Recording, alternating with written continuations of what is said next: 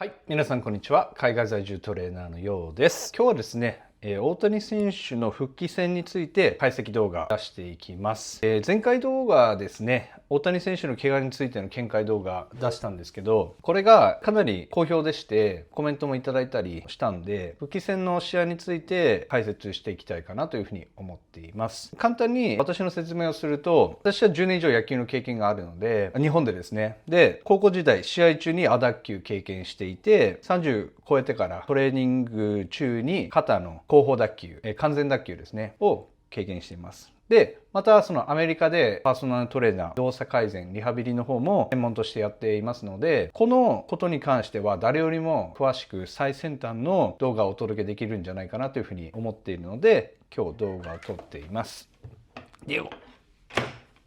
で、昨日の試合ですね、復帰戦第1戦目。全然合ってなかったですよね。あれは正直言って僕も想定してました。あんな感じだろうなというふうに思って見てました。なんでかっていうと、亜脱臼経験者だったらわかると思うんですけど、怪我した時の気持ち悪さって残るんですよ。どういうことかというと、肩がやっぱり外れるタイミングって、その腱とか筋、筋肉、骨の組み合わさり方がやっぱり不安定になった時にこう外れるんですけど、で普段かからない負荷がかかった時にこう外れるっていうタイミングがこう出てくるんですけど、そうなった時のこの体組織の柔らかさ、ぐにゃっていう柔らかさ、普通だったらこう関節筋肉腱が正しい位置にあって、スクワットだったら200キロとかベンチプレスだったら100キロとか、そういうとてつもない重量を扱っても体って強く機能するんですよね。それは全ての骨、筋肉、腱が正しい動き、正しい位置にあって正しい動きをすることによってすごくパワフルに重い重量も扱えるんですね。でもこれが一度不自然な動きだったり不安定な状態になった時に体って本当に弱いし脆いんですよ。で、肩の感覚、肩が抜けた時の感覚っていうのは体以上にこの脳とこの精神面が覚えてて、自分では体的には痛みもないし大丈夫っていう感じなんだけど、脳がまだどこか怖い、感覚が残ったままプレーしてるっていう状態になってます。なのでやっぱりスイングした時、本来ボールが来てこうコンタクトしに行こうとした時にやっぱりどうしてもズレが出てきます。それはある程度想定できたことなので、ドジャーズ陣営、トレーナー陣営も悲観的には見てないだろうし、あれは精神面的にすごく効果がある早期復帰だったなというふうに僕は見ています。なんでかっていうと、体って回復するんですよね。人間の体ってすごくて、怪我しても回復して戻ってこれるんですけど、もっと大きなダメージってこことここに来るんですよ。精神面、脳が怖がってプレーができないっていう方がもっとスポーツ選手にとっては大きなダメージになります。簡単に言うとトラウマっていう形ですね。なので怪我をしてしまって、であそこから例えば2週間3週間もう肘を動かさない、肩を動かさない、サポーターをして動かさないでもうプレーもしないってなると、そのトラウマっていうのはもっと根強く残ってしまいます。だから次の日にスイング開始してバッティング練習できたってことは、僕はすごくその体的以上にその精神面的にすごく良かったと思います。なので野球であるとイップスですね、例えばデッドボールを当ててしまってそれがトラウマになったりで、例えばそのプレッシャーがかかる場面で投球エラーをしてしまってうまく投げられなくなってしまうようなものってもう完全に精神面の問題なんですね。でこれも怪我っていうものをきっかけに精神的にトラウマが残るケースが多いんですね。特にスポーツ選手なんかは。なので段階ですぐ早期復帰して試合に出れたってことは、しっかりとここのアジャスメント、心と体のアジャスメントをすぐ取れる環境だったので、僕は体の方が別に問題ないのであれば判断はすごく良かったかなっていうふうに思います。なのでこれからやっていくことってそこのズレの部分だけなんですね。まだちょっと脳と心がどこかしら怪我のことを覚えている。体の方は痛みないし動ける。だからここのギャップで今ボールとうまくコンタクトできていないっていう状況になっているので、時間の問題ですね。このままうまくアジャスメントしていければ何の問題もなく大谷選手は戻ってこれるのかなっていうふうに思います。で結構やっぱり日本のお医者さんの見解だと、いや早期復帰どうなのっていう意見がすごく多く見受けられるんですね、 YouTube とかでも。やっぱりもうアメリカの場合は動かしながら復帰させていくっていう考え方なんですね。でもこれって闇雲に大丈夫大丈夫、なんかそういう軽いノリとかで楽観視して大丈夫大丈夫って言って大谷選手に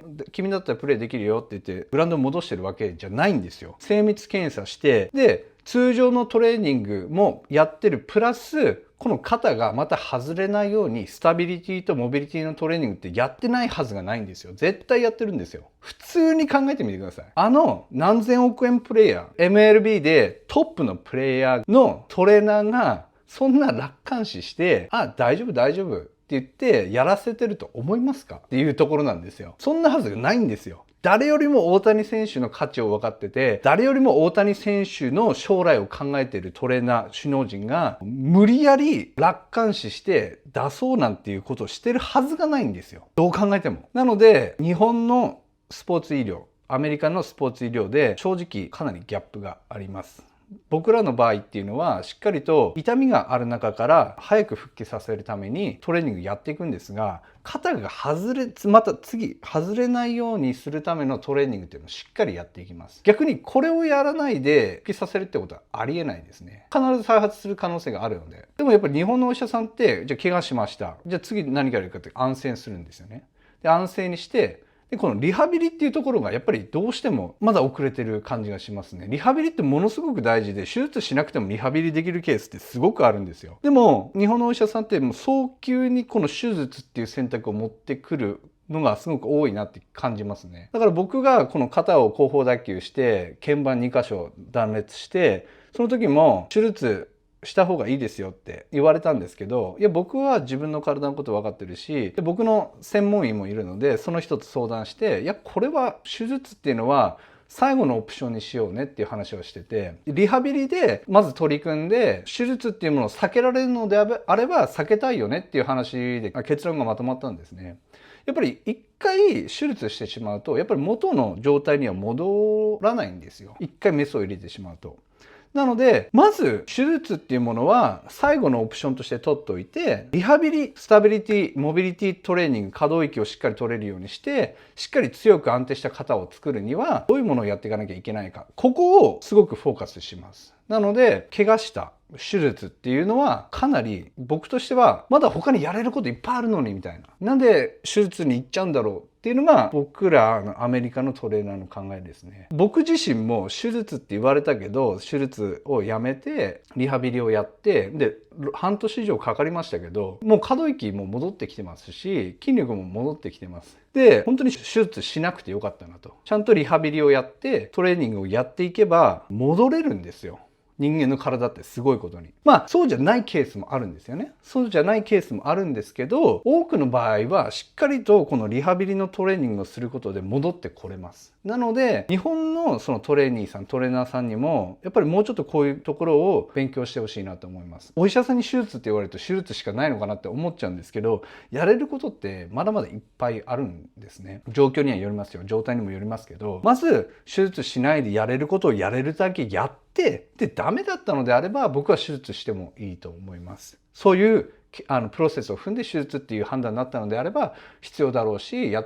るしかないと僕は思うんですが、それもやってないのに安直に手術っていうのは、僕はその何かスポーツをやってる人、何か競技をやってる人、僕みたいにそのジムでトレーニングをしていくことが仕事になってる人に関してはやっぱり死活問題になるので、僕はやっぱり手術メスを入れないで戻れるところまで僕は戻りたいと。でそれで戻らなかった時はその時また考えるっていう形判断を取ったので、今となってはすごく良かったなと思います。で僕が選んだエディカルセラピー、理学療法士の方もドイツ人の方ですね。その方もやっぱりすごく知識があって経験がある方だったんで、一緒に二人三脚でここまで戻ってこれたっていうのはすごく自分の指導する立場としての経験にもなったし、やっぱり自分がそのボディビルの競技者としてまた復帰する、来年以降復帰する予定なんですけど、それに向けてもすごく貴重な経験になったなというふうに今は思っています。なので大谷選手もこうやって早期復帰できて、でプレーできてて、でその精神面と肉体面のギャップを今埋めていく状況なので、手術っていう選択肢は今の段階ではすごく低いのかなっていうのは思うんですが、しっかりと僕が心配することでもないんですが、もうトレーナーさんしっかりついてるので。このワールドシリーズで戦いを終えた後はしっかりその体のケア、来年以降に向けてやっていっていただきたいなというふうに思っています。今日の動画は以上です。